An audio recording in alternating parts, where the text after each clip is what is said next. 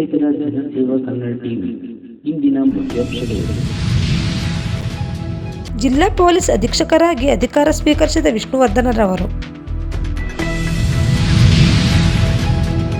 ಮಂಡ್ಯದಲ್ಲಿ 3 ತಿಂಗಳಲ್ಲಿ ಕ್ಯಾನ್ಸರ್ ಆಸ್ಪತ್ರೆ ಆರಂಭ. ಯುವ ರಾಜ್ಕುಮಾರ್ ಡಿವೋರ್ಸ್ ಅರ್ಜಿ ವಿಚಾರಣೆ ಆಗಸ್ಟ್ 23ಕ್ಕೆ ಮುಂದೂಡಿಕೆ. ಕುಶಾಲನಗರ ಪಟ್ಟಣದ ಬಿಜೆಪಿ ಪಕ್ಷದ ವತಿಯಿಂದ ಮಾಜಿ ಸಚಿವರಾದ ಎಂಬಿ ಅಪ್ಪಚ್ಚು ರಂಜನ್ ರವರ ಹುಟ್ಟುಹಬ್ಬದ ಸಂಭ್ರಮದ ಅಂಗವಾಗಿ ಕುಶಾಲನಗರ ಪಟ್ಟಣದ ಸಮುದಾಯ ಆರೋಗ್ಯ ಕೇಂದ್ರದ ಒಳರೋಗಿಗಳಿಗೆ ಹಣ್ಣು ಹಂಪಲುಗಳನ್ನು ವಿತರಿಸಿದರು.